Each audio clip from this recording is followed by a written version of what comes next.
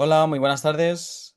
Os damos la bienvenida a todas y todos a este segundo conversatorio que hemos organizado desde Publicaciones de la Universidad de Valencia junto con Cira Vox y Julián, que son los coordinadores de la colección de libro que, bueno, sobre el que va a versar todo el conversatorio hoy, que es El franquismo se fue de fiesta.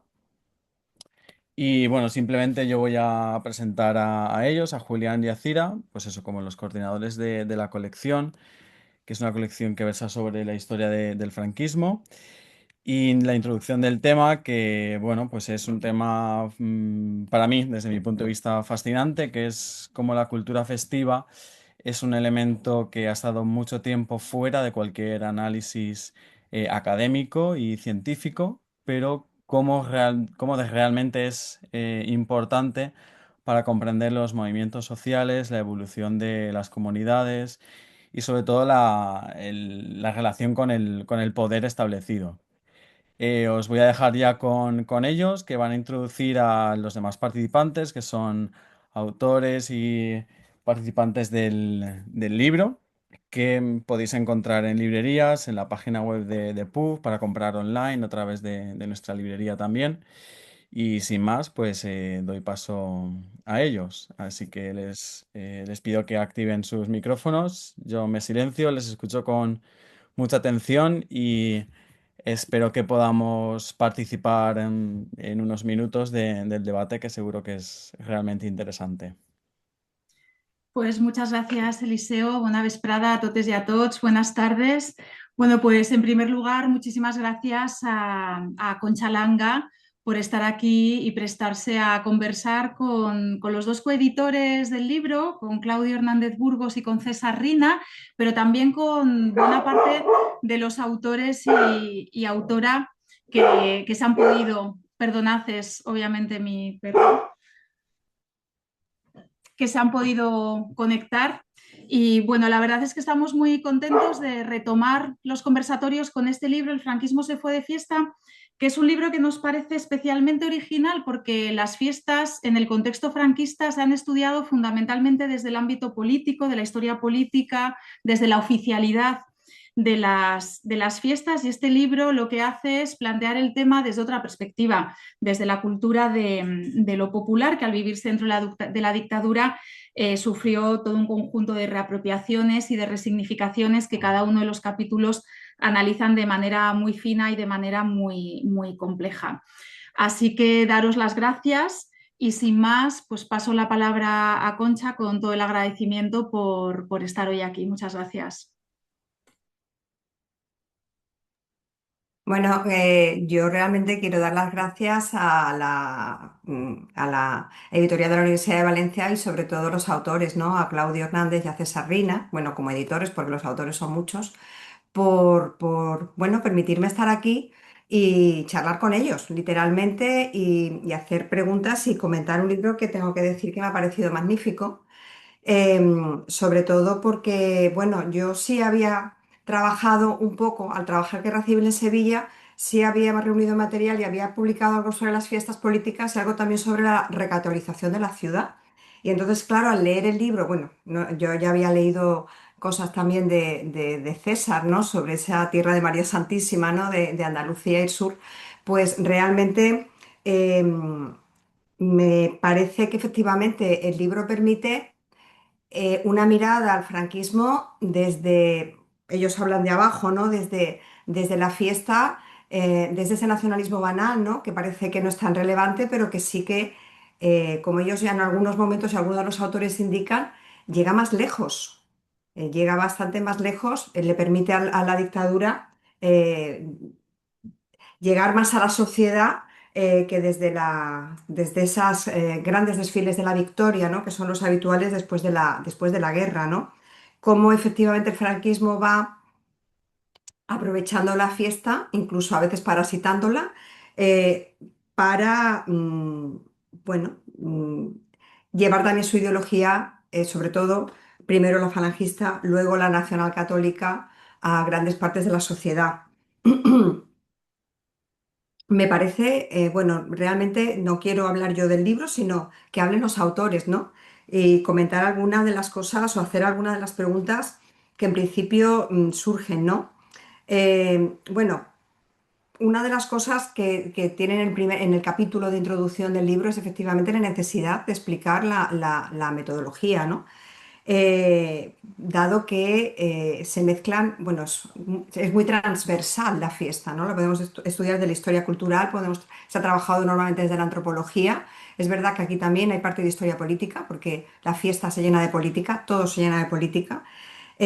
Bueno, las fuentes, a veces la prensa, a veces historia oral, bueno, hay en cada capítulo muchísimas fuentes, un trabajo inmenso, tengo que decir que he disfrutado todos todos los trabajos de manera, en fin, ha sido un placer leer el libro y aprender, ¿no? Aprender de lo que yo conocía para Sevilla, cómo efectivamente se repetía en otros lugares, pero con otras connotaciones, ¿no? También muy interesantes, realmente muy interesantes.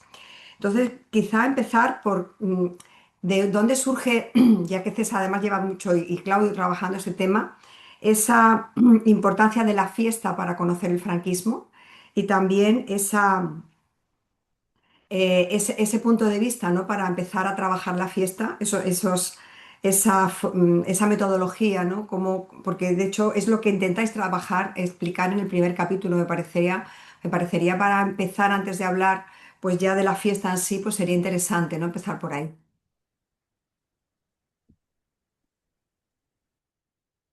Gracias, Concha. No sé si quieres, Claudio, cómo, cómo quieres que comentemos por separado. Vamos un poco. Empieza tú con esto y ahora después vamos viendo.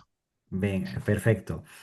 Bueno, en primer lugar también, aunque cortemos un poco el hilo, siguiéndolo con la conversación que nos plantea Concha, agradecer a la profesora Concha Langa muchísimo la disponibilidad y por supuesto tanto a Cira como a Julián como a todo el equipo de la prensa de la Universidad de Valencia, porque tuvieron el valor de publicar este libro sin condiciones y esto es cierto, o sea, nos apoyaron en todo momento, la editorial un libro concretamente que, bueno, evidentemente para los editores y para los autores que también están presentes algunos, es un buen libro, evidentemente, es vamos, una gran aportación al conocimiento de la historia cultural del franquismo, pero es cierto que es un libro en cierta manera difícil porque se mueve en unas fronteras muy porosas de disciplinas, de metodologías o de planteamientos, ¿no? Entonces, bueno, lo agradecemos. Y también he estado viendo los presentes, también por decirles, saludar a los autores. He visto a Lucía Prieto, a Paco Pistegui, a Tony Vives, a Jordi Carrillo y a Gil Manuel Hernández. Quizás hay alguien más.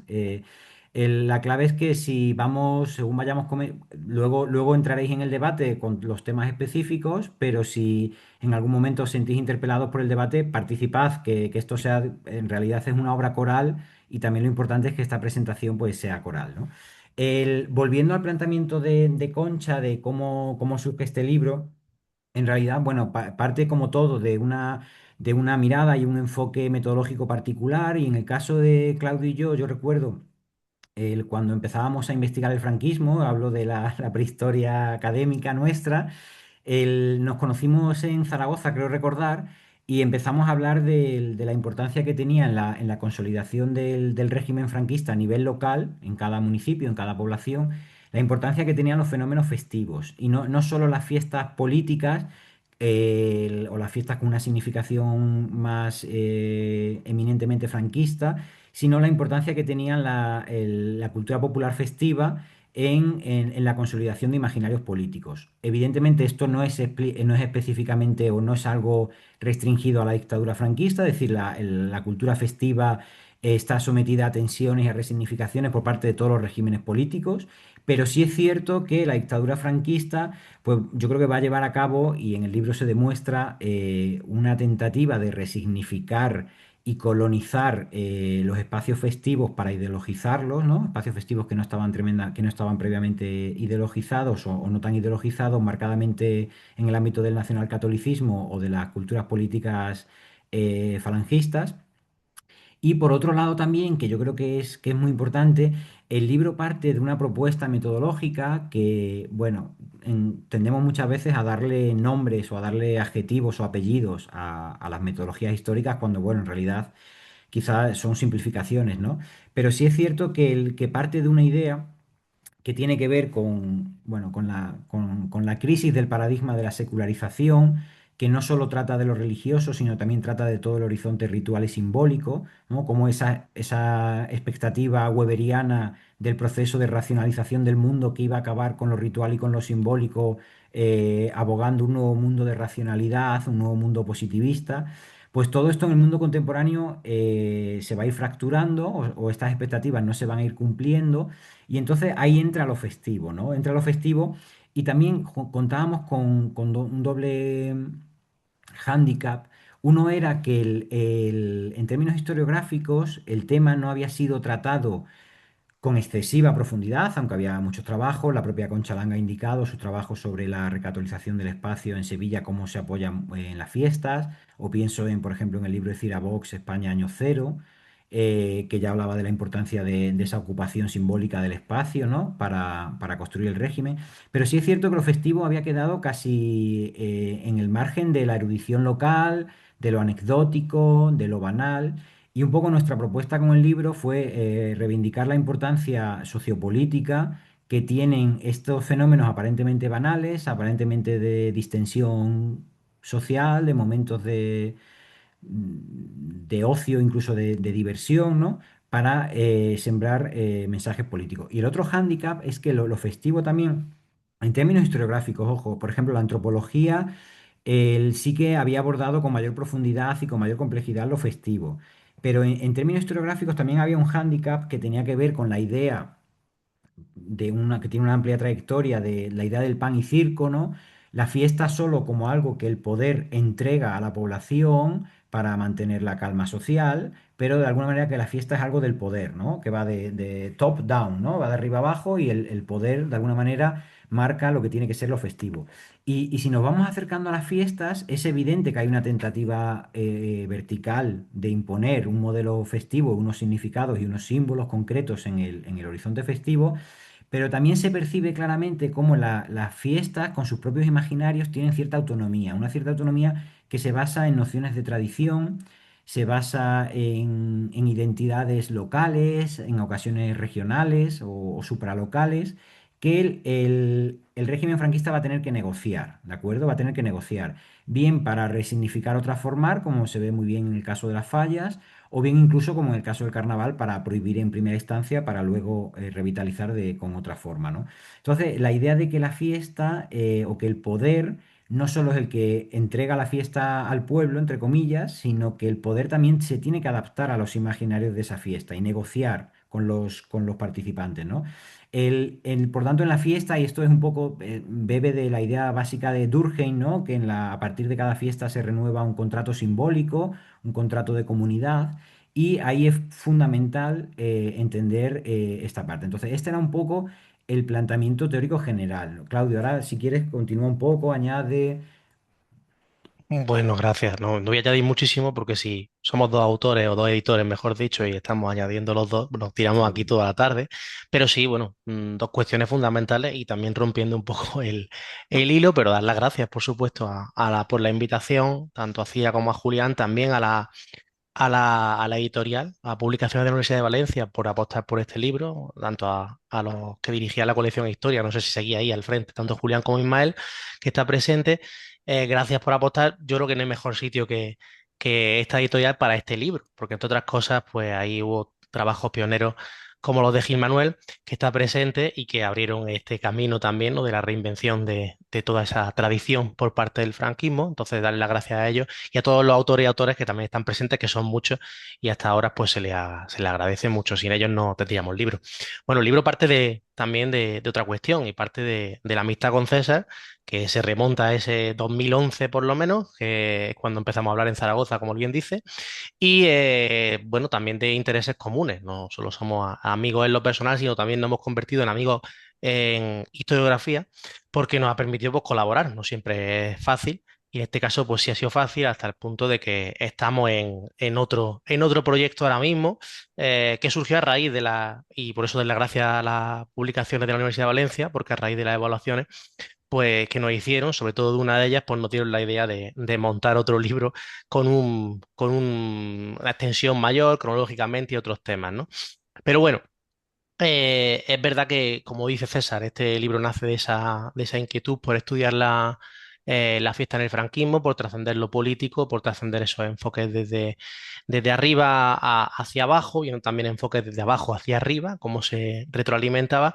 Y yo solo voy a destacar una otra cuestión, y es que el libro, por supuesto, tiene carencias territoriales que señalamos en la introducción, como es una ausencia de algunas regiones que pues, no pudieron estar presentes, algunas porque no encontrábamos quien lo hiciera, en otros casos porque tuvieron que declinar por diferentes compromisos, algunos también aquí hay presente, alguna persona, y es verdad que queda muy periférico. Porque es verdad que nos centramos un poco en toda la costa, ¿no? La costa y no la costa, pero sí es verdad que la periferia de España, y eso también hace que quizá la representación no sea tan amplia como hubiésemos querido.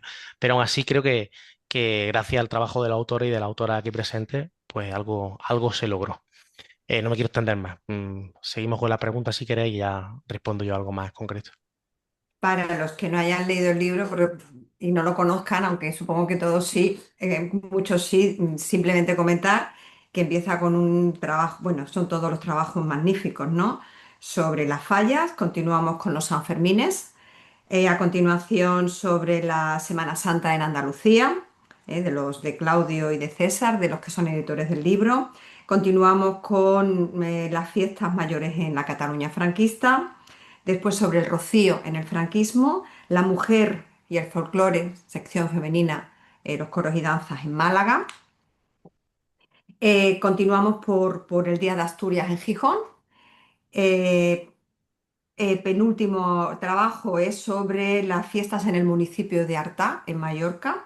Y terminamos con el Carnaval de Cádiz, ¿vale? O sea que efectivamente hay territorios que no están, los que están son muy, justifican muchísimo el libro por completo, pero es cierto que efectivamente eh, hay algunas zonas que no están. Ya ha explicado ahora mismo César que porque no pudo ser. Yo en el libro una de las cosas que me parece más interesante y que creo que se quedan muy bien explicadas a lo largo de todos los capítulos, porque de hecho hay dinámicas que se van repitiendo, son las contradicciones del franquismo, ¿no? La contradicción entre la fiesta política y la fiesta popular, que es una de las cosas que los autores en la introducción intentan explicar más.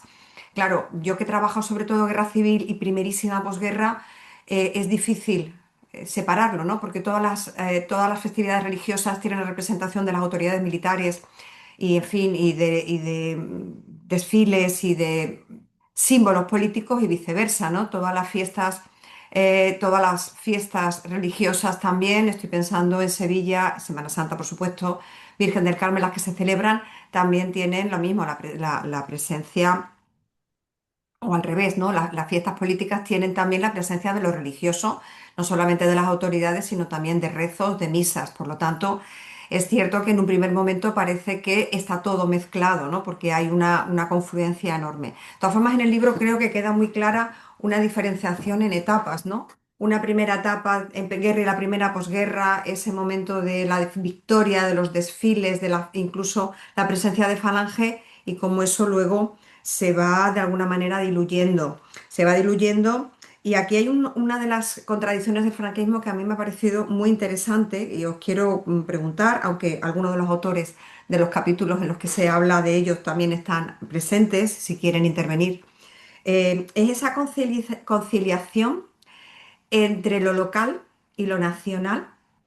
Es interesantísimo cómo se aprovecha lo local para que el franquismo efectivamente se expanda como llegue a todos los rincones sociales, pero al mismo tiempo creo que antes César ha usado la palabra, ahora se me ha olvidado qué palabra, ¿no? De ese diálogo, ¿no? Entre lo local y lo nacional, ese diálogo a veces forzado, a veces con éxito, como en el caso de las fallas valencianas, a veces fracasando, ¿no? Como el tema en Cataluña o en Asturias o en el caso también, en fin, en Cádiz, ¿no? En muchos casos donde al final las fiestas se convierten en un foco de reivindicación. Eh, y esa conciliación del nacionalismo español con el regionalismo, con lo local, pero con algo local que es el regionalismo despolitizado, que también se puede ver muy bien, maravillosamente en el capítulo de Lucía, que está ahí, sobre la sección, los coros y danzas de la sección femenina de Málaga. Me parece uno de los temas más interesantes. No sé, me gustaría que hablarais más de ese tema del nacionalismo español y lo local, porque creo que la fiesta es la clave para entender ese asentamiento, ese intentar, intentar atraer hacia el nacionalismo español y hacia una idea de España, lo local, sin romperlo y fortaleciendo lo nacional, ¿no? Siempre. Eso sería uno de los temas que me parecen muy interesantes, aparecen a lo largo de todo el libro y que me gustaría porque la relación de la fiesta con el nacionalismo español y con ese nacionalismo banal que ahora está tan en boga, ¿no? Que me gustaría que hablarais un poco de este tema. No sé si alguno de los autores también que están aquí quieren hacer. Bueno, pues si quieres esta vez rompo yo el hielo y luego que o César o yo creo que aquí hay mucha gente, ¿no? Tony, Jordi, Lucía, yo estoy pensando en varios de ellos pueden hablar de esto, casi todos, yo creo.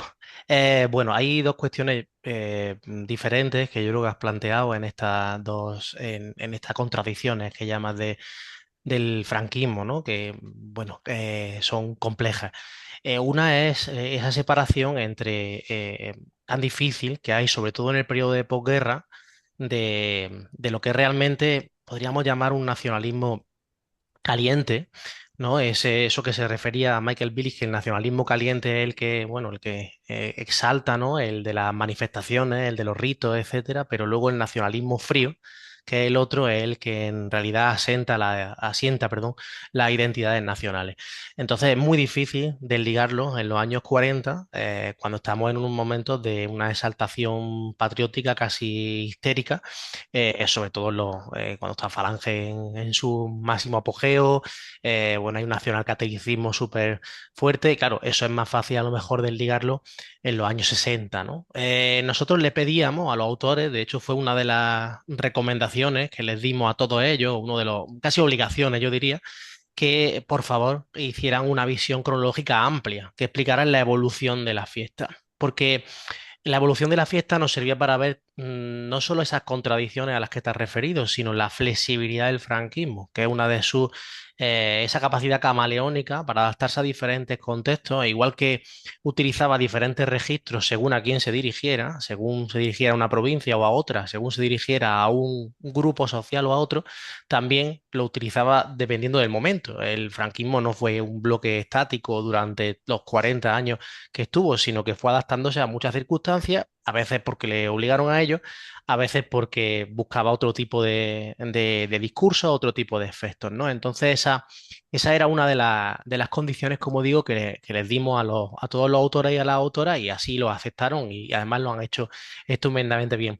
Em, Luego, también es difícil separar lo que es el franquismo en sí, lo que es la ideología franquista como tal, de lo que pueda ser pues, la utilización de la cultura popular o incluso el nacionalismo, porque no es lo mismo la capacidad que puedan tener estas fiestas de nacionalización de la población que de crear franquistas.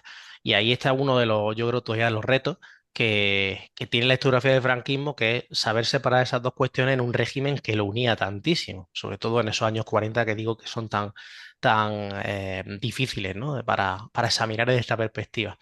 Y luego, preguntadas por la conciliación entre lo local y lo nacional.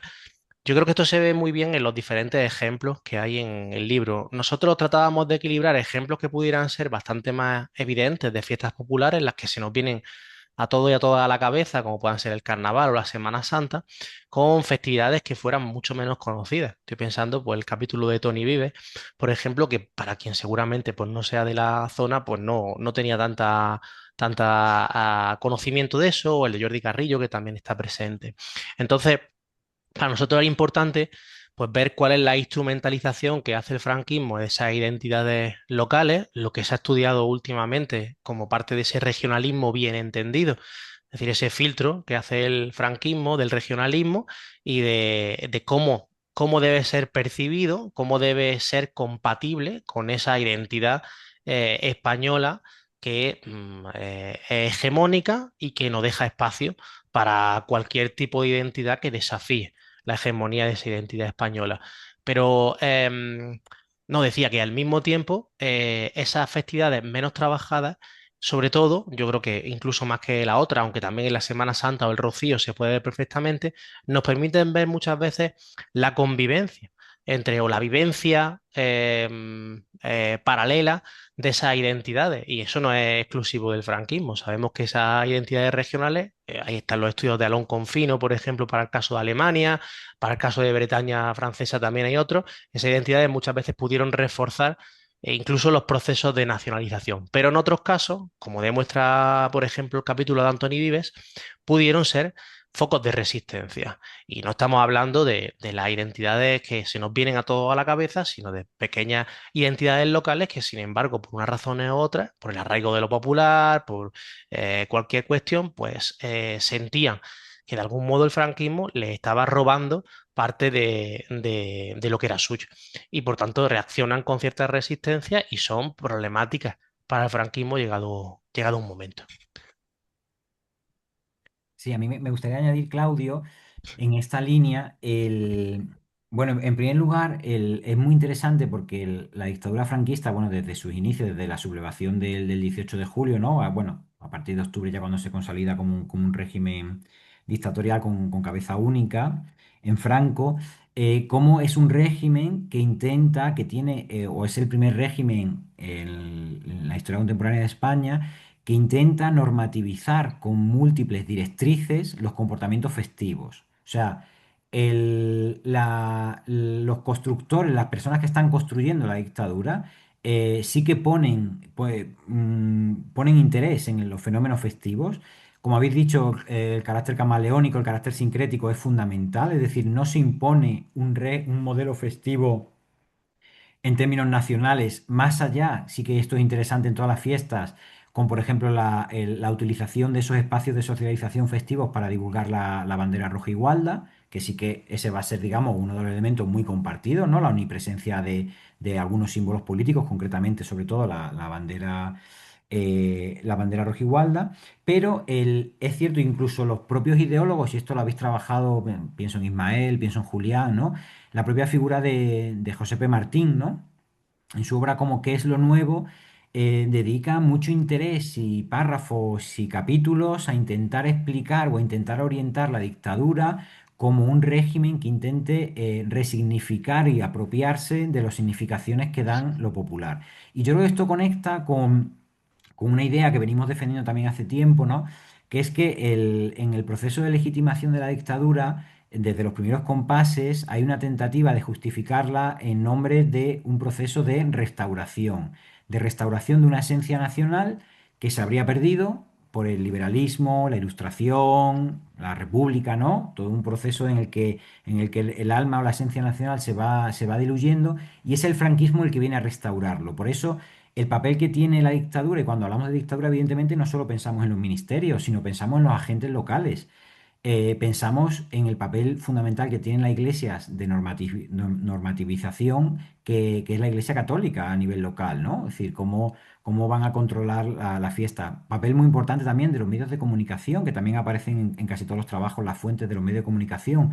Cómo a partir de los medios de comunicación se genera un canon festivo, un modelo de celebración que de alguna manera se convierte en el modelo a seguir y en el modelo correcto, ¿no? También hay figuras fundamentales, por eso digo, cuando hablamos de la dictadura hablamos evidentemente de una red muy amplia y con múltiples jerarquías. Muy importante los eruditos locales o los guardianes a nivel local, los guardianes de la tradición, es decir, personas que tienen cierto prestigio en la comunidad, que están significados con el bando franquista, pero que a la vez son expertos en ese modelo festivo. Entonces, el trabajo ahí va a ser un trabajo teórico de imaginar cómo son las fiestas correctas, cómo restaurar las fiestas correctas de la esencia española, ¿no? Y también ahí partíamos y sabíamos perfectamente que es un tema muy complejo y muy debatible, pero al final somos historiadores y tenemos que explicar los procesos con palabras y evidentemente las palabras siempre van a ser trascendidas por los acontecimientos, ¿no? Nunca vamos a encontrar las definiciones perfectas de los procesos históricos. Que es esa diferencia que hacemos entre la fiesta popular y la fiesta oficial. Evidentemente, los trasvases y la mímesis entre ambas es muy importante, o sea, es muy difícil trazarlas, ¿no? Pero sí que a nivel metodológico encontramos cuatro elementos al menos que sí que permiten no marcar una frontera exacta entre lo popular y lo oficial, pero sí invitar a que son espacios festivos diferentes, ¿no? En primer lugar es los organizadores, es decir, las fiestas, las fiestas populares, la organización recae en asociaciones, grupos, personas que bien pueden estar muy involucrados en la dictadura franquista, pero que son autónomos al ejercicio de la dictadura franquista, ¿no? Pensando, por ejemplo, en el ámbito de la Semana Santa, cofradías o en el ámbito del Rocío, pero en el ámbito de las fallas, pues todo el asociacionismo fallero, ¿no? Es decir, cómo son sectores de alguna manera autónomos, aunque pueden coincidir ideológicamente, evidentemente, o pueden coincidir en muchos casos con lo que se está creando, con la dictadura que se está creando, pero que, digamos, tienen unos patrones de conducta basados en tradiciones, que en muchos casos son tradiciones recientes, pero que están asimiladas como tradición. Ese es el primer aspecto, los organizadores. El segundo aspecto, en muchos casos, es la función. Y aquí volvemos un poco a las teorías de la historia cultural, que bebe de la antropología, que bebe de la sociología, como en las fiestas populares el sujeto o el objetivo principal de la celebración celebrar la comunidad, la perpetuación de la comunidad en el tiempo, ¿no? Son fiestas locales que saltan lo local. Entonces, no es lo mismo la celebración del 18 de julio que una celebración, por ejemplo, de las fallas. El objetivo celebrativo es diferente, ¿no? En las fallas, aunque puede estar totalmente connotadas de un mensaje fascistizados, que lo van a estar, pero hay un elemento importante que es que se está celebrando la ciudad en sí misma, ¿no? La comunidad en sí misma. El tercer elemento sería el- la actitud de los participantes, y para esto es verdad que a todos los autores y autoras nos interesaba mucho también la cuestión fotográfica, el vídeo de época, ¿no? La actitud de los participantes, ¿no? Si es una actitud pasiva de contemplar, por ejemplo, un desfile militar, un desfile de bandera de falange, en el que la población tiene una actitud pasiva, es decir, se sitúa en un sitio a contemplarlo, y en cambio en las fiestas populares sí que vemos que el actor y el público se confunden en muchos momentos, ¿no? Porque el público también puede tener una función participativa. Y luego, en cuarto lugar, también es interesante que las fiestas populares, como, bueno, como plasmación muchas veces de imaginarios locales que están en ese momento activos en las comunidades, el, sí que tienen un elemento importante que es que son más contextuales. Es decir, pese a que están connotadas de una carga de tradición inmaterial, de casi fosilización, ¿no? Pero en realidad están muy transitadas por los contextos de época, ¿no? Que a diferencia de las fiestas políticas, en las que el programa se crea en muchos casos a finales de los años 30, a principios de los años 40, se crea un modelo festivo que se va a prolongar prácticamente sin fisuras simbólicas, ¿no? En cambio, en la fiesta va cambiando. Ahí está, por ejemplo, comentaba antes Claudio, pero cómo todo cambia en los años 50, cómo cambia todo con la irrupción del turismo, que va a ser fundamental, ¿no? Cómo cambia, porque claro, ya no solo es una fiesta que reafirma la comunidad, sino que es una fiesta que atrae a visitantes, ¿no? Entonces, cómo todo esto va a cambiar el modelo festivo, cómo en los años 50 esa folclorización o incluso la caída de los modelos más fascistas dentro del régimen y por así decirlo, la victoria en términos de simbólico y de legitimación del Estado del nacionalcatolicismo, que yo sé que esto es debatible, pero bueno, sí que en lo festivo se ve cómo el nacionalcatolicismo empieza a desarrollar una especie de regionalismo bien entendido, que también ha sido ampliamente trabajado por la historiografía, que lo tiene. Entonces, sobre estos cuatro parámetros, podríamos intentar diferenciar lo que de por sí sabemos bueno, que no es diferenciable en términos taxativos, ¿no? Y en relación a la nación y a lo local, yo creo que esa es un poco la clave de la dictadura, ¿no? La clave en términos de articulación de los imaginarios territoriales, ¿no?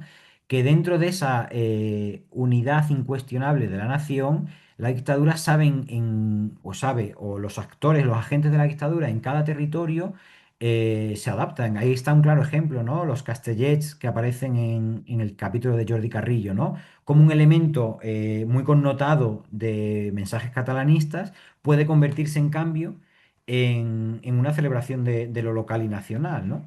No sé si hay aquí, por ejemplo, no sé, por empezar en orden, pero por ejemplo, Gil Manuel, Pachi Caspistegui o Jordi, por empezar por primero, no sé si quieren aportar algo en esa tensión local-nacional.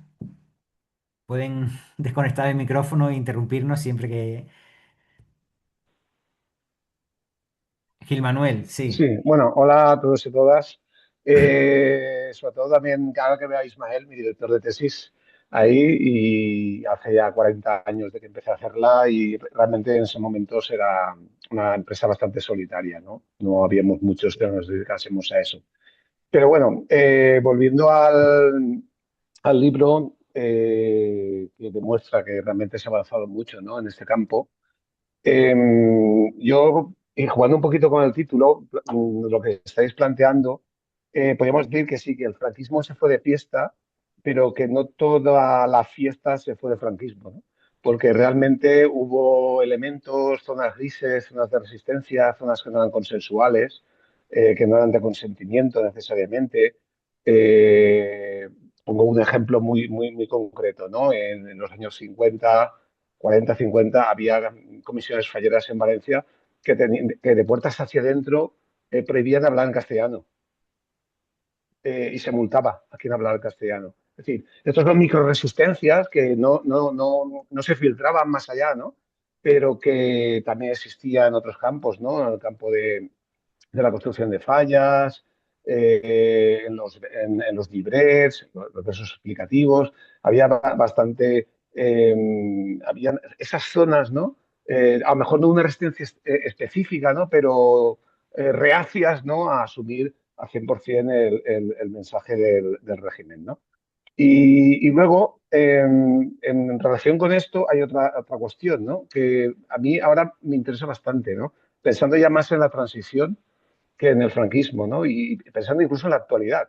Y es que la fiesta, de alguna manera, en líneas generales, se fue del franquismo, pero no todo el franquismo se fue de la fiesta, ¿no?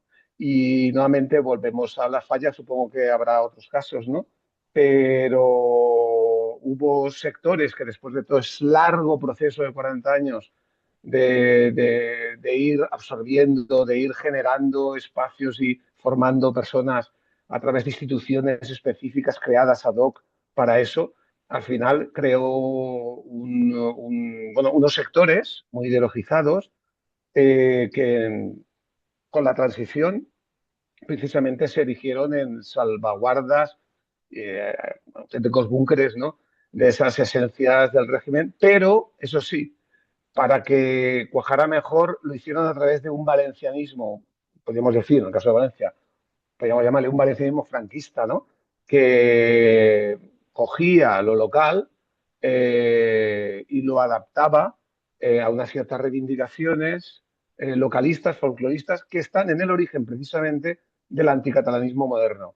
Es decir, del anticatalanismo, de los movimientos anticatalanistas que tanto harían por cortocircuitar desde la extrema derecha y desde la derecha la transición hacia la democracia.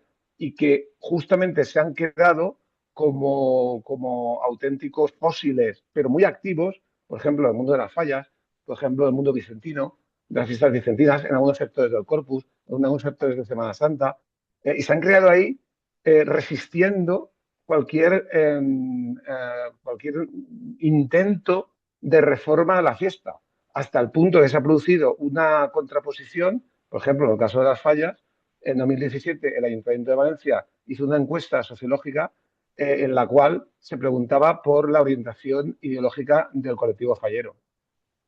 Y lo que salió es que, contrariamente a lo que mucha gente se pensaba, incluso de sectores de izquierda, la mayor parte del colectivo fallero se escoraba más a la izquierda que a la derecha, incluso más a la izquierda que el resto de los ciudadanos.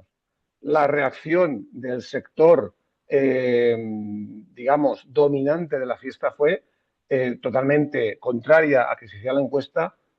Querían incluso que se destruyera la encuesta, movilizaron todos los medios posibles, políticos, mediáticos, para desactivarla, precisamente porque quedaba en evidencia eso, que la cúpula sí que se había mantenido reactiva y al mismo tiempo muy activa y cada vez más disociada de la mayoría del colectivo, ¿no? Entonces, en ese sentido, yo pienso, a veces yo he introducido el concepto de franquismo psíquico, en el sentido de que esa mentalidad de despolitizar la política, ¿no? O politizar la despolitización, ¿no? La despolitización de la fiesta, usted no se meta en política, no politice la fiesta, no se signifique. Bueno, pues toda esta mentalidad que se forjó durante 40 años al final ha tenido éxito en el sentido de que después de 40, 50 años siguen existiendo sectores, al menos en el caso de las fiestas de la cultura festiva en la Ciudad de Valencia, siguen existiendo sectores que son directamente descendientes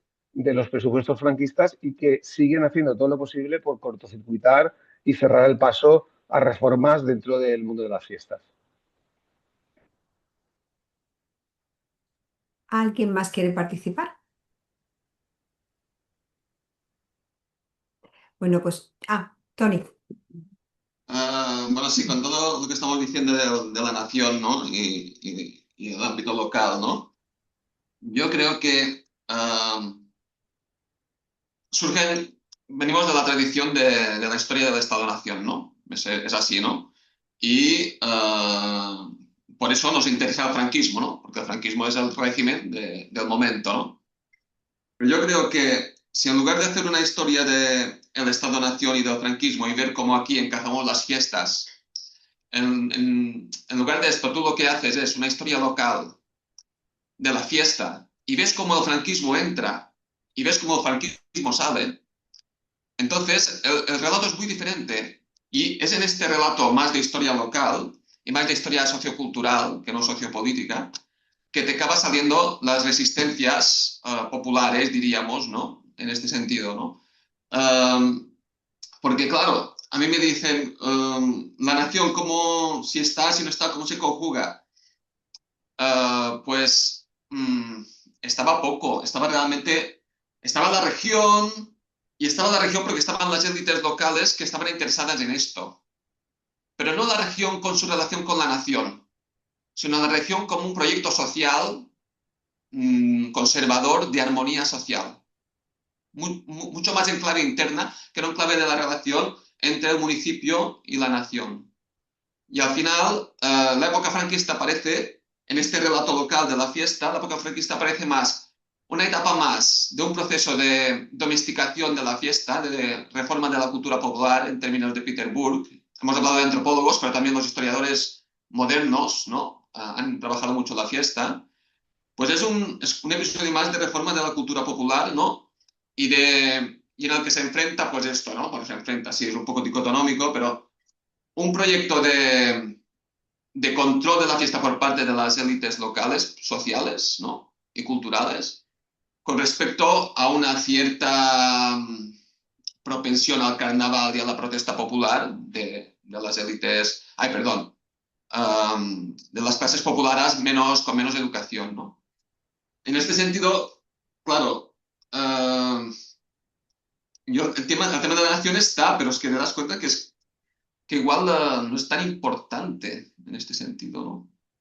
Y también, claro, a lo mejor en mi caso es un caso diferente porque es un municipio rural de 5.000 habitantes y a lo mejor también tener en cuenta estas diferencias creo que es importante.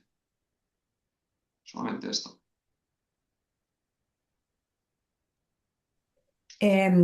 Bueno, no sé, creo que surgen, cada uno que habláis, surgen muchísimos más temas, ¿no?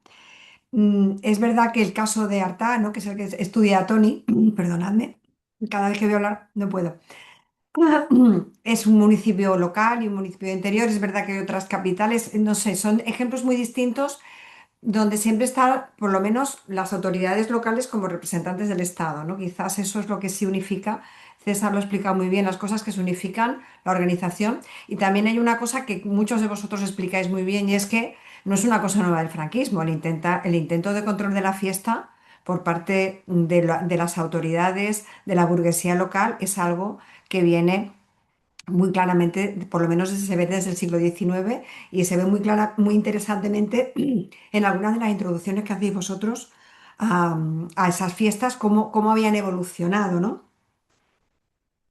En ese sentido, otro elemento, perdonad, que me ha parecido muy interesante y que también se repite de diferente manera, es que creo que tiene que ver con eso que habéis dicho, ¿no? Esa flexibilidad, ese camaleonismo del franquismo, pero también de la fiesta, porque la fiesta es algo vivo. También lo ha dicho ahora César, ¿no? La fiesta política, bueno, pues los desfiles, los discursos, todo eso se mantiene de alguna manera con menos camisas azules y menos, y por supuesto sin saludos a la romana, pero se mantiene hasta el final. Pero es verdad que la fiesta es flexible, porque la sociedad es flexible, pero el franquismo también fue capaz de adaptarse a los diferentes tiempos, ¿no? Y eso también es una idea que aparece en el libro, ¿no? Esa diferencia de los años 40, 50, 60, incluso de los 70, ¿no? Donde se ve más respuestas. Y aquí me parece muy interesante el tema de la tradición inventada, que aparece en casi todos, no en todos, pero en casi todos los capítulos. Y que tiene que ver con ese intento de restaurar un pasado quizás idílico. Obviamente, por supuesto, ahí en ese pasado lo religioso y lo católico es un elemento fundamental. Ya sabemos que el siglo XIX para el franquismo fue el siglo donde todo el extranjerizante desvirtuó la esencia de la patria, ¿no? Entonces, en esa imagen a veces romántica, eh, a veces desde arriba y a veces desde abajo. Aquí también ponéis ejemplos interesantísimos, ¿no? Como, por ejemplo, los coros y danzas de Málaga, como los verdiales son bailados por hombres, meten a mujeres, cambian el vestido. En las fallas se empieza a hacer un acto católico tan importante como la ofrenda a la Virgen de los Desamparados. El día de Asturias de Gijón, que es un invento de ese momento, pero que también luego se intenta vincular con un pasado anterior, incluso, en fin, del mundo rural. Obviamente también en el trabajo sobre Mallorca, como ahí sí se consiguen, ahí los, los, los, mm, los habitantes de la población se niegan un poco a pesar de esos concursos, que es otra cosa interesante, ¿no? Esos concursos y premios que también se ven en otros sitios que lo intentan, ¿no? Entonces me parece muy interesante el tema de la tradición inventada, porque además hoy en día cuando nos llegan las fiestas, y aquí yo hablando desde Sevilla, es difícil no recordar otra vez Semana Santa. Por cierto, la portada del libro es Franco y su mujer en la Feria de Abril, y de la feria no se habla, pero bueno, sería otra de las fiestas, de las muchas que se podría ver si se habla del Rocío y de la Semana Santa. Pero la Semana Santa, que sigue teniendo un peso enorme, ¿no? en la sociedad andaluza, especialmente la sevillana, también en la malagueña, pues también tiene sus elementos, ¿no? de esa tradición, quizá menos que en otros sitios, ¿no? Entonces me gustaría que me hablarais de eso, si es algo que tiene que ver con el intento de recuperar, de enlazar el franquismo con elementos del pasado nacional, del pasado voy a decir nacional católico, del pasado católico, y para enlazar ese franquismo con una sociedad religiosa y católica que es la sociedad auténticamente española de los antiguos españoles, o hasta qué punto, porque hay casos donde realmente es una necesidad, ¿no? Casi tener que inventar elementos para, bueno, para mantener, ¿no? Sobre todo eso, esos verdiales que me ha sorprendido saber que solamente lo bailaban hombres, que las chicas de coros y danzas tienen que poner a una chica y un chico, y que luego terminan siendo un espectáculo para turistas en los 60 y los 70, ¿no? Es que es realmente muy interesante. No sé, me gustaría que me hablarais de ese tema de la tradición inventada porque se repite en casi todos los trabajos. Bueno, yo si me lo permitís, un poco por alusiones. Bien, en primer lugar yo quiero agradeceros la oportunidad de estar aquí con tan buenos compañeros, tan conocidos de lectura y menos en el trato, imposible, casi siempre con todos los compañeros. Muchas gracias también a ti, Concha. Bien, por mi parte, como aludes a los festivales, a los verdiales, evidentemente es uno de los ejemplos paradigmáticos de mistificación, de un proceso de mistificación que termina por no tener nada que ver con sus orígenes, pero que también como dentro de estas contradicciones que estamos eh, señalando, se vuelve en contra de la propia tradición, porque también tiene una parte de resistencia. Yo en el trabajo que presenté procuré ir estudiando los elementos con capacidad nacionalizadora en el marco cronológico que Claudio me señaló. Y bueno, pues empecé con lo que empezamos todos, con los rituales de la Victoria. Y en este caso el ejemplo era resignificar la Alcazaba de Málaga. Sigo en esto a Cira, que tiene una hipótesis que me encanta, Cira Voss, cuando explica que en el discurso falangista las tierras mediterráneas son femeninas y las tierras castellanas son masculinas. Entonces esto está muy claro en la significación de un espacio islámico, de factura islámica, pero que se convirtió en algo exuberante cuando incluso sobre la destrucción de Málaga, es decir, en unos meses. Y en ese espacio, pues lo primero que se resignifica como español es algo que formaba parte del andalucismo, dos elementos constitutivos del andalucismo, que son el exotismo y el orientalismo. Entonces, se ve aquí una gran contradicción al transformar un espacio islámico de esa factura, ese estilo, en el principal espacio diplomático y político de exaltación nacionalista del nuevo estado de la ciudad. Incluso nos encontramos bastantes contradicciones a la hora de agasajar, como se hace en este caso a las tropas musulmanas en aquel espacio. Y paralelamente a este proceso, pues está lo que tú preguntas, y es la labor casi arqueológica de la sección femenina de recuperar en territorios absolutamente periféricos, lejano e inaccesible hasta hace muy poco, una manifestación que tampoco se sabe justamente cuáles son sus orígenes, que es el verdial. Entonces, esto en su forma primitiva son unos cantes absolutamente que se desarrollan exclusivamente en el mundo rural, en la Navidad, y que las mujeres de la sección femenina, a través de las cátedras ambulantes, pues resignifican en una cosa folclórica y que poco tiene que ver con su origen, pero que se termina constituyendo en la representación de la provincia en los coros y danzas, que como sabéis son un elemento diplomático del régimen, pero que a nivel interno servían para lo que estamos comentando, conectar lo local con lo nacional. En este caso lo local, pues es lo que tú dices, la tradición inventada. Es inventada la danza, es inventado el vestido, es inventada la relación, pero se presenta como algo local. Y bueno, pues en realidad no es así. Y paralelamente, bueno, pues a medida que avanza, que llegamos al tardofranquismo, los coros y danzas se convierten en un producto de consumo para el turista, pero en un fracaso absoluto a nivel no consiguen imponerse nunca en las fiestas rurales, en las fiestas populares.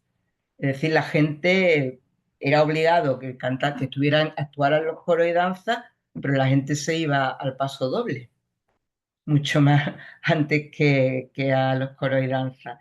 No sé si era esto lo que te interesaba. Bueno, es por supuesto, muy apresurado, ¿no?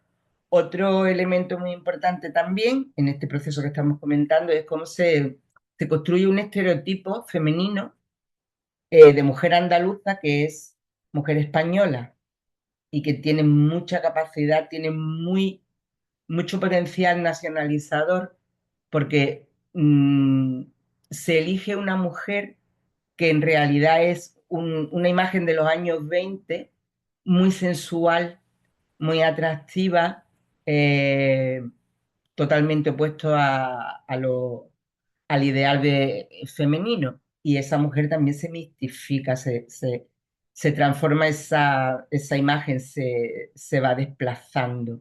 Esos son los elementos que analizo en el capítulo y sobre todo después, bueno, pues cómo ese folclore primero malagueño, fagocitado por la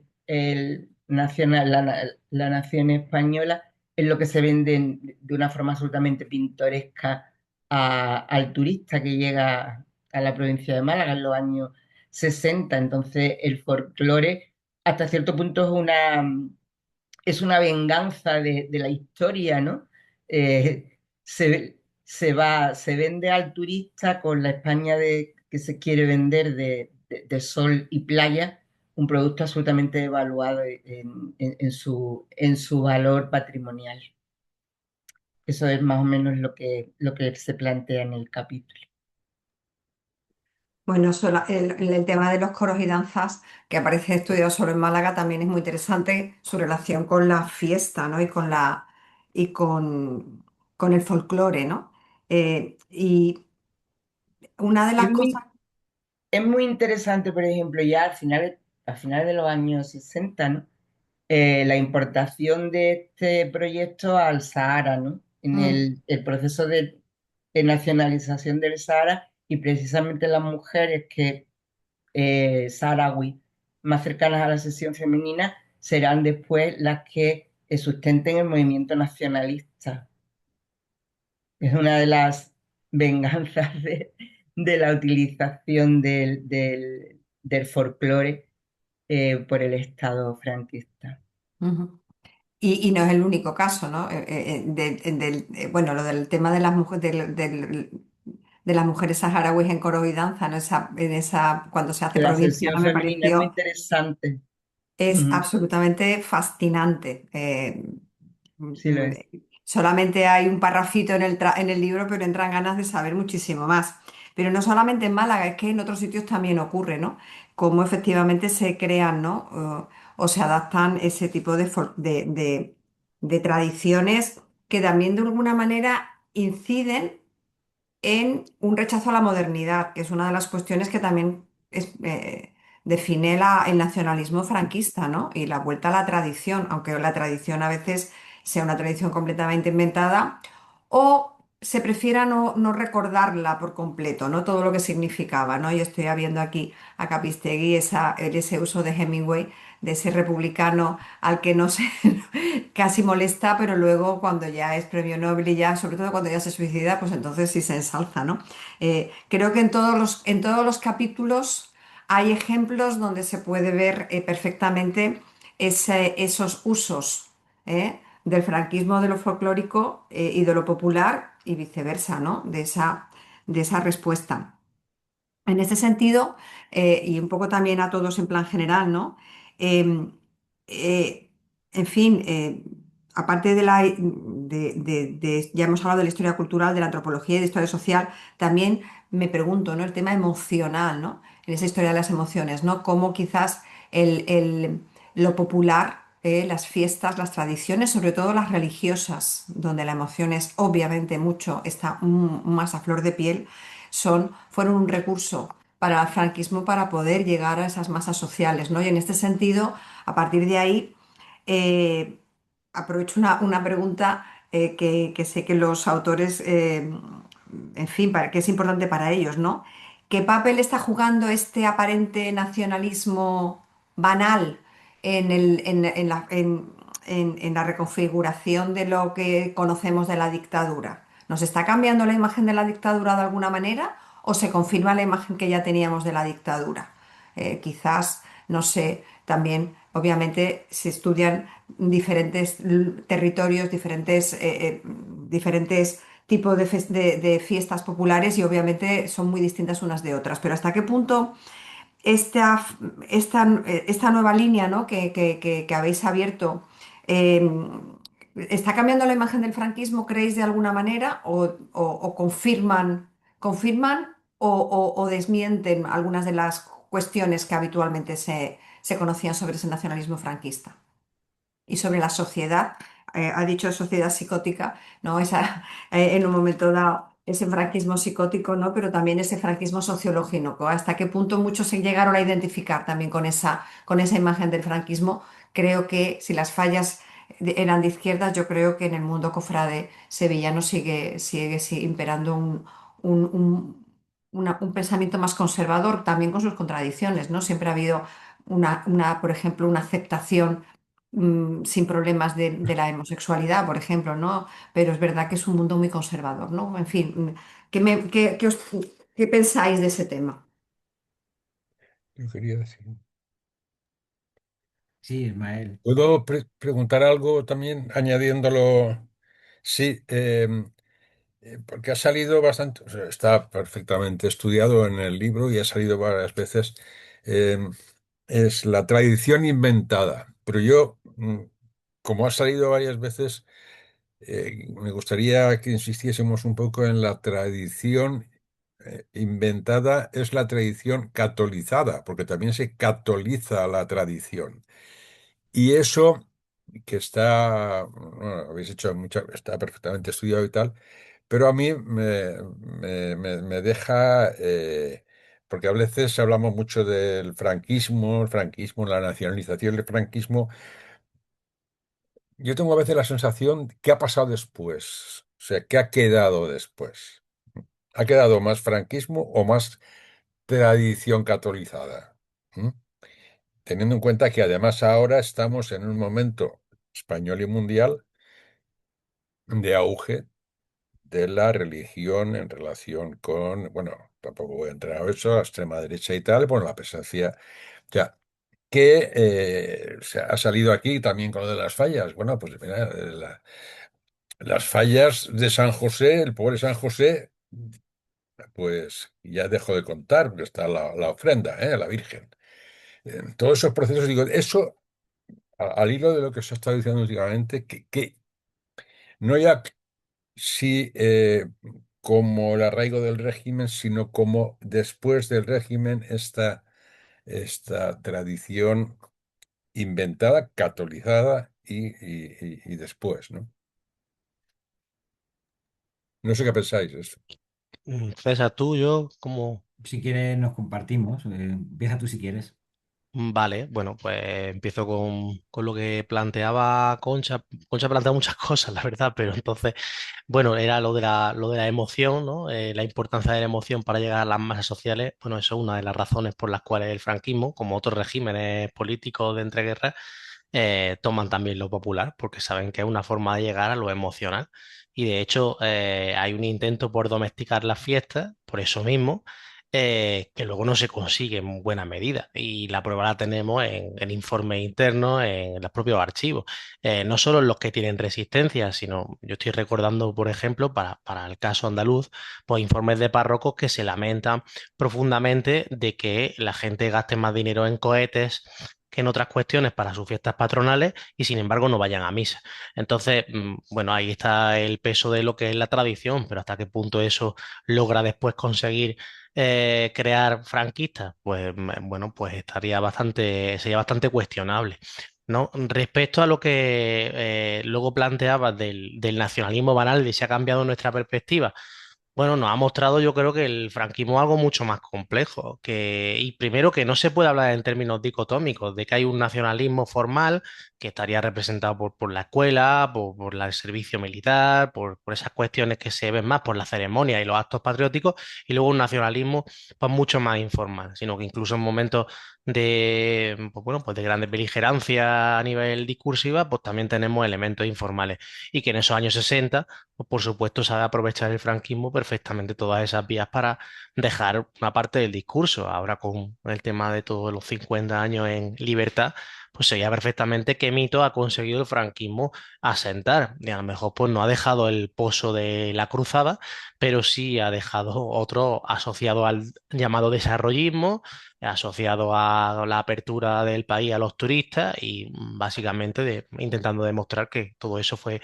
gracias al franquismo por ese nacionalismo pues de corte banal. Y respecto a lo que planteaba Ismael, bueno, yo creo que es una gran pregunta, que hay de tradición inventada y que hay de tradición catolizada. Desde luego, yo creo que depende mucho de la festividad. Evidentemente, en el caso de la Semana Santa, pues estamos hablando de una festividad religiosa.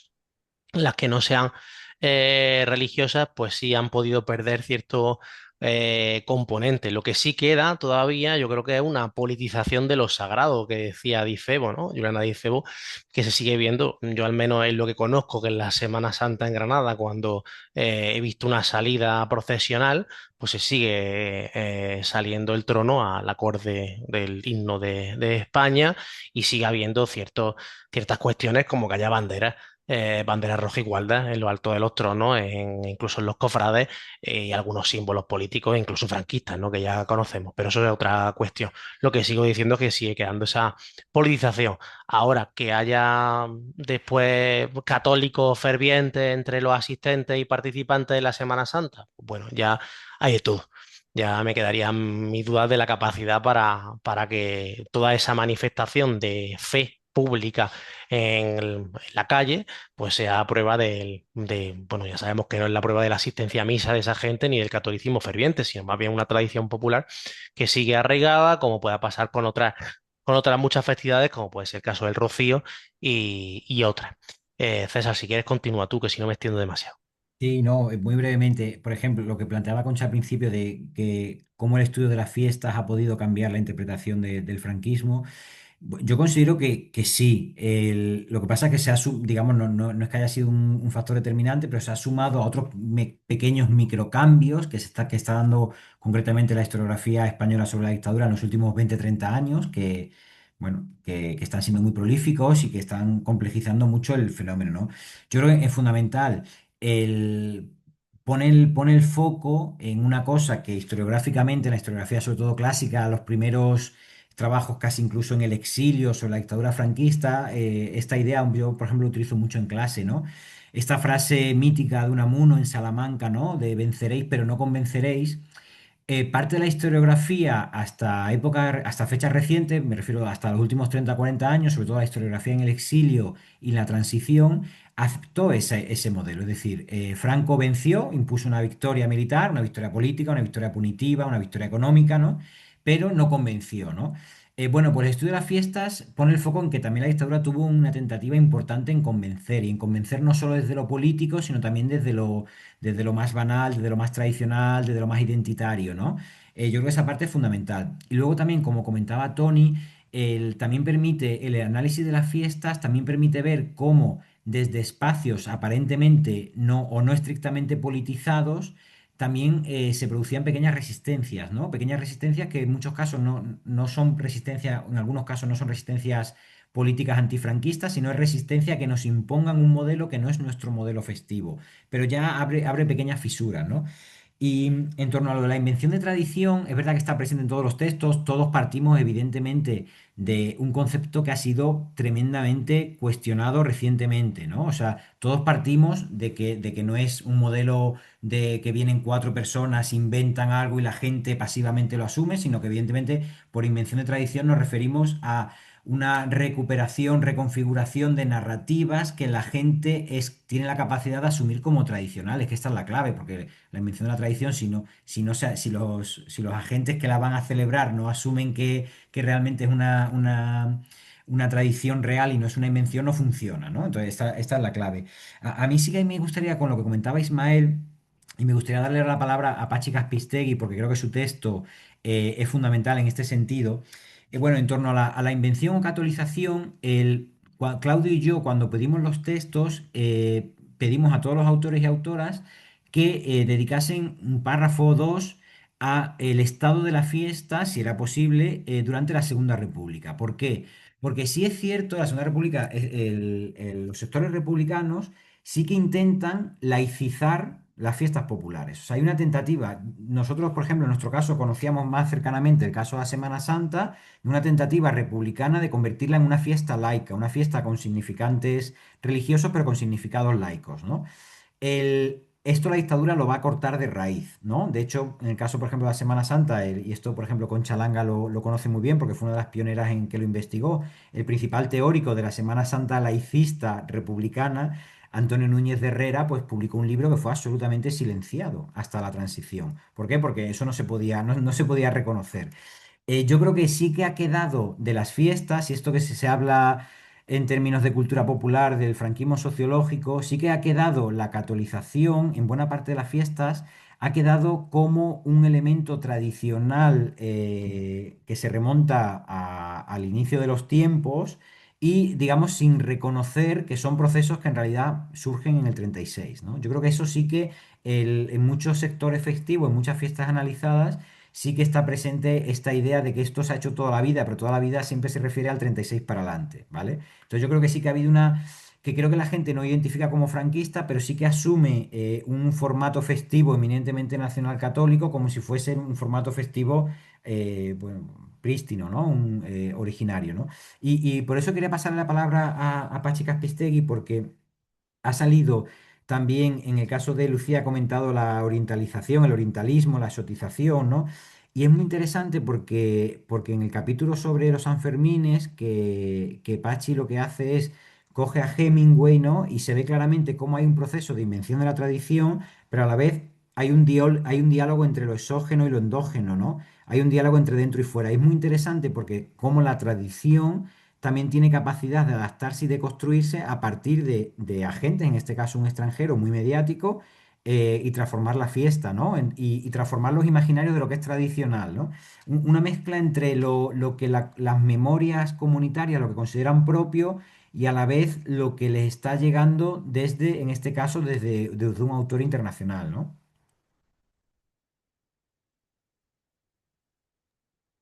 Bueno, pues gracias César, gracias Claudio, y gracias sobre todo por la oportunidad de participar en este libro tan interesante. Han salido muchas cosas y sí que es verdad que bueno, nos encontramos ante fenómenos complejos, sobre todo porque, como ha comentado también Concha, no son modelos fijos ni estables, sino que se van modificando con el tiempo y se van transformando además de manera casi permanente. Aunque eso sí, sí que permanecen algunos factores o algunos elementos a lo largo del tiempo que por lo menos tratan de constituirse como lo esencial, ¿no? Como la construcción de una identidad o de una tradición más o menos fija. Por eso me parece que en torno a estas cuestiones hay algún aspecto que me parece especialmente reseñable, ¿no? Por ejemplo, todo lo que tiene que ver con la modernidad, ¿no? Con la modernización o con los elementos característicos de un fenómeno que trata de adaptarse a unos tiempos, a pesar de que en el fondo traten de mantener una esencia inmutable y permanente a lo largo del tiempo. Eh, Creo que ahí entra un poco en juego toda la cuestión del rechazo o de las rebeldías frente a unos modelos que por una parte tratan de fijar, pero por otra necesitan adaptarse a una sociedad que está en un cambio que, sobre todo, como comentabais, a partir de los años 50 es vertiginoso y ya no pueden asumirlo con facilidad. Y el caso de los Sanfermines de alguna forma también recoge esto, ¿no? Sobre todo porque ese factor exógeno que comentaba César es la presencia de un escritor norteamericano que escribe su novela Fiesta y la publica en 1926, su primera gran novela y que convierte en un éxito internacional que hace que a la altura ya de los años 50, 60, cuando el régimen se empieza a abrir un poco más, los norteamericanos, como recoge la prensa de la época, acudan a la fiesta con el libro de Hemingway en el bolsillo, tratando de buscar a Hemingway. De alguna forma, el propio Hemingway se convierte en la atracción de las fiestas, mucho más incluso que la propia fiesta. En su última visita ya en los años 50, la gente iba a buscarle al bar donde habitualmente solía estar, y Hemingway se acaba hartando, diciendo, bueno, esto no hay quien lo aguante porque al final la gente me acosa. Entonces, ese componente internacional, esa búsqueda de lo exótico, esa caracterización orientalista de España, incluso en los años 50, es un factor más que se añade al intento de reconstruir permanentemente la fiesta, ¿no? Y el franquismo evidentemente se da cuenta de esto, ¿no? Y se da cuenta de que tiene ahí una baza internacional que, a pesar de la paradoja de que estamos hablando de un autor profundamente republicano, profundamente antifranquista, pues se lo acaban apropiando, sobre todo, como decía Concha, en el momento en que empieza a tener un éxito internacional y eso abre al país y le da la posibilidad de presentarse como, bueno, pues como un régimen que, en fin, que no es tan malo como aparentemente podía parecer y evidentemente en una operación de imagen que aprovechan todo lo que pueden, ¿no? Manuel Fraga, al año siguiente de morir Hemingway, inaugurando un monumento a Hemingway con la viuda de Hemingway, tratando de seguir explotando el filón que esto suponía. Por eso me parece que creo que está muy bien planteado la idea del libro a la hora de introducir elementos que sobre todo favorezcan esa complejidad. Y por eso me parece también interesante la cuestión de lo banal en la consideración del franquismo. Entre otras cosas porque yo creo que añade esa complejidad y favorece que, bueno, veamos los resquicios de un régimen que, claro, a lo largo de casi 4 décadas, pues evidentemente pasó por etapas muy distintas y, y que muestra que precisamente todos los aspectos se vieron tocados. Es decir, en el fondo esas aspiraciones totalitarias de principios del régimen nunca acabaron de desaparecer del todo, porque en el fondo el franquismo trató de seguir controlando a todos los niveles, trató de seguir aprovechando a todos los niveles, incluso fenómenos que aparentemente eran menores, pero que tenían una importancia considerable en la vida cotidiana de la gente.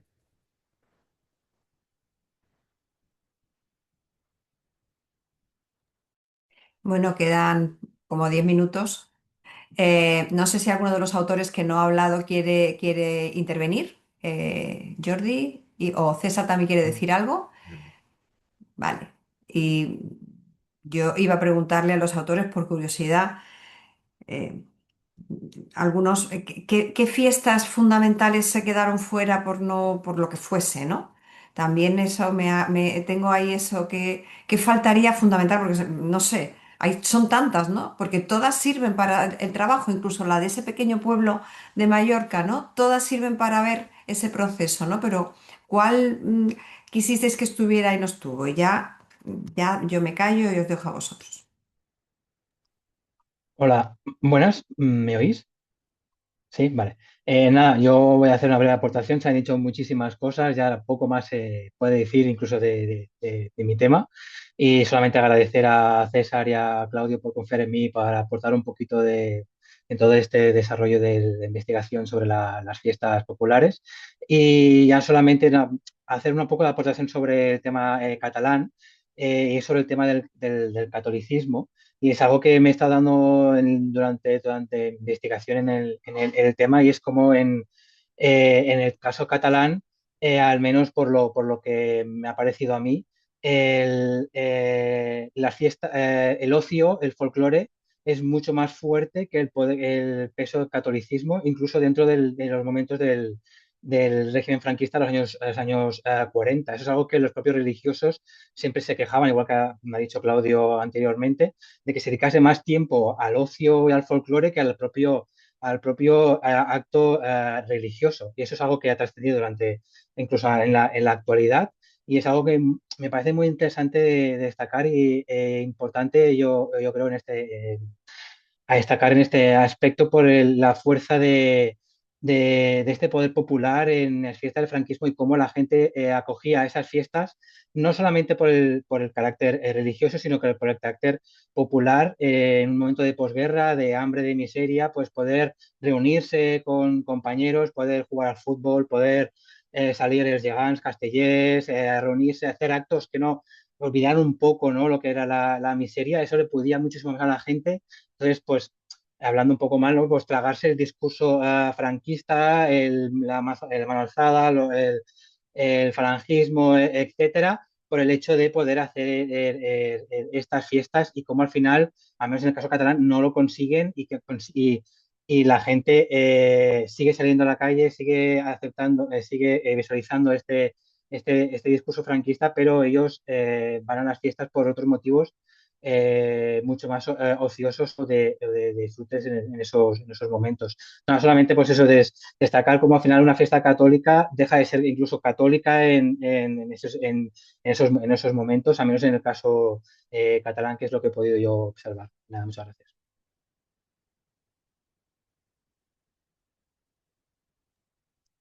Muchas gracias, Jordi. Como nos queda poco tiempo, pero nos ha planteado Concha una pregunta, que responderemos con total sinceridad. Como hemos comentado al principio, bueno, el propio Antonio ha mencionado a Peter Burke, pero es verdad que la fiesta era un ámbito historiográfico que los modernistas, incluso el medievalismo, sí que tenía tradición, pero en los estudios del franquismo, francamente, no estaban demasiado implementados, por no decir, o sea, había muy pocos trabajos, de hecho, el trabajo pionero de Gil Manuel, así específicamente sobre un fenómeno festivo, ¿no? Claro, tuvimos mm, ciertas carencias porque no había investigadores o investigadoras sobre ciertas fiestas. Luego invitamos sobre todo a alguna colega más para completar el libro, pero que no se pudo al final concretar en una colaboración. Y sí que, por ejemplo, tenemos presente que faltan fenómenos festivos que quizás no son tan mediáticos, pero que sí que tienen bueno, que eso tienen importancia, ¿no? Y dos de ellos son, bueno, uno es en las zonas rurales, sobre todo de la zona de Castilla, Extremadura, Castilla-La Mancha, o sea, todos los pueblos que con el gran proceso de modernización, el desarrollismo y las grandes migraciones, literalmente los pueblos, o sea, pierden 50, en una década pierden un 50 y un 60% de población, ¿no? Esto en Extremadura se ve claramente, ¿no? Pueblos de 1000 habitantes pasan a tener 400, 300 y esto es una tónica general. Es muy interesante porque a diferencia, por ejemplo, de los Sanfermines, de la Semana Santa, de otro tipo de fiestas más que tienen un perfil muy urbano, muy conectado al devenir de los tiempos, a los contextos y a los cambios, estas fiestas rurales a mediados de los 60 se convierten en fiestas fosilizadas, en fiestas de la nostalgia. Es decir, vienen los migrantes vuelven al pueblo. De hecho, las fiestas en muchos casos se cambian su temporalidad para ajustarse al periodo festivo del ritmo industrial. Que, bueno, esto es un claro ejemplo, cómo buena parte de los pueblos van situando sus fiestas en agosto, porque en abril, mayo, junio los migrantes no pueden venir. Los migrantes que están sobre todo parte en Valencia, pero principalmente en la zona industrial catalana, la zona industrial vasca y Madrid, ¿no? Son principalmente los tres grandes focos, ¿no? Entonces es muy interesante porque estas fiestas sí que se convierten en fósiles, porque el que viene quiere que todo siga como ha sido siempre, como él lo ha entendido siempre, que es como eran los años 40 o principios de los 50. Entonces aquí hay un fenómeno, pero no encontramos a nadie que lo abordase. Y luego había otro tema muy interesante que son la tentativa del franquismo de crear fiestas populares, neofiestas, conectadas sobre todo con el modelo del desarrollismo, que eran fiestas, que por ejemplo en Andalucía hubo muchas. Fiestas que tenían que ver con productos agrícolas, la fiesta del trigo, la fiesta de la vendimia, fiestas que tuvieron una promoción estatal, que el propio Estado intentó implementarlas en los territorios, eran fiestas del desarrollismo, o sea, se celebraba ya no solo el régimen, sino la tentativa de celebrar el exceso, ¿no? O sea, la gran producción, ¿no? Eran fiestas que celebraban la producción. Tampoco encontramos, pero este tema también era muy interesante, porque buena parte de estas fiestas, cuando cae la dictadura, cae. ¿De acuerdo? Sí que es cierto que algunas de ellas van a sobrevivir con mucha vitalidad, pero porque tienen luego un proceso de transformación en identidad, se convierte en marca de identidad autonómica o marca de identidad local o incluso, como en el caso de Hemingway, viene alguien que las destaca. Pero este tipo de fiestas se quedaron fuera porque no encontramos tampoco especialistas. Entonces, también yo creo que esto abre un espacio, ahora Claudio que señale más fiestas, que seguro que se nos quedaron muchas, abre un espacio para seguir ahondando porque hay perfiles, no solo fiestas, sino perfiles festivos que no están dentro del libro. Bueno, yo creo que César ha respondido muy bien. Es que depende un poco también de la orientación de cada uno. Seguramente, pues, tú, Concha, echas de menos la Feria de Abril, como has mencionado antes, otros echarán las fiestas del Pilar. Y, pues, no sé, el Carnaval Canario o algunas tentativas parecidas en el caso gallego, ¿no? Pues echamos de menos las fiestas de aquellas que nos faltan, pero nadie se le hubiera ocurrido, por ejemplo, pues seguramente las fiestas locales de Artá meterla en un libro de fiestas populares y afortunadamente teníamos a Tony Vives que podía llenar ese vacío y sin embargo el Rocío, la Semana Santa, pues sí, pero la propia Semana Santa que trabajamos César y yo, pues no tiene nada que ver con la Semana Santa castellana que podía haber estado, ¿no? La de Castilla y León, que es muy diferente en significado en estos años incluso. Entonces, bueno, cualquiera de esas podía cubrir vacío, seguramente.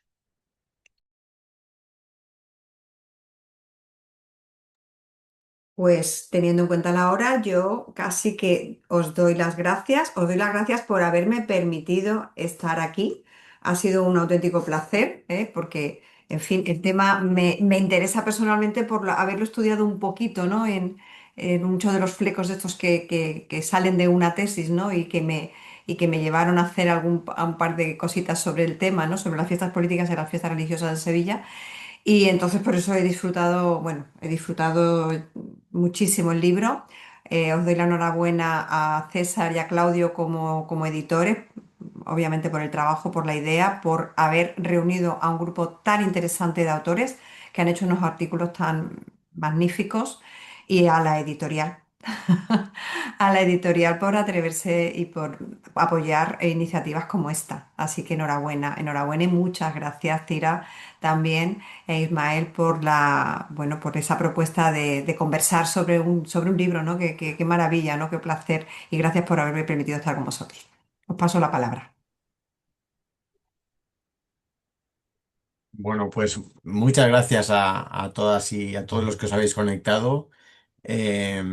A César, a Claudio y a Concha bueno, por la participación, creo que ha quedado una conversación muy ágil, a todos los autores y autoras que han intervenido y vamos, que el formato, estamos contentos de cómo está funcionando.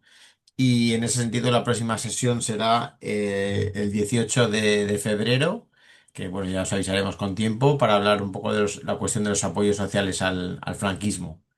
Eh, Contaremos bueno, con Ana Cabana, con Gloria Román, mm, Y con Oscar y Rodríguez Barriga. con Óscar Rodríguez Barriga, sí. Pequeño lapsus. Y vamos, yo creo que va a ser también tanto por la temática como por los autores, como por lo que estamos viendo de autores y autoras del formato, pues yo creo que puede estar muy, muy interesante. Eh, Como ha sido tan ágil la conversación, pues tampoco se trata de forzar un poco, de forzar mucho los márgenes temporales. Podría haber dado de más, pero yo creo que es el momento bueno, dejarlo aquí, ¿no? Así que nada, muchas gracias a todas y todos. Hola. Muchísimas gracias. Muchas gracias, Y muchísimas Eliseo, gracias. que iba a comentar algo, Eliseo. Sí, sí, sí. Simplemente Eliseo, nada, Gracias. despedirnos desde la editorial también, desde Publicaciones de la Universidad. Daros las gracias a todos por participar un martes a las 8 de la tarde, que está aquí todos reunidos. Pero bueno, es simplemente puntualizar pues dos o tres ideas con las que me he quedado en esta conversación que he seguido con mucha atención. El hecho de que, bueno, se ha demostrado que las fiestas es un elemento indispensable para las comunidades, para las sociedades. Lo demuestra la emoción con la que todos habéis hablado acerca de las fiestas que conocéis. Eh, las grandes y las pequeñas, es que es muy difícil conocerlas todas y tendríamos para varias ediciones más del libro porque nos encanta conocer fiestas, pero también nos encanta participar en las nuestras, entonces se complica muchísimo el salir fuera a seguir conociendo. Y bueno, la importancia pues eso, de la cultura festiva alrededor de toda de la historia, de la antropología que le habéis comentado, estudiada desde todas esas vertientes. Agradecer también que está Amparo, que ha sido la editora del libro, junto con los coordinadores, con Julián, Cira e Ismael, que son los coordinadores de la colección de Historia y Memoria del franquismo. Y bueno, pues reiterar el agradecimiento. Estoy muy contento de presentar desde la editorial este conversatorio por primera vez. Espero que sean muchos más. Y nada, yo creo que lo que queda claro es que tenemos que seguir trabajando el tema desde la parte de los autores, de los editores y de la editorial también.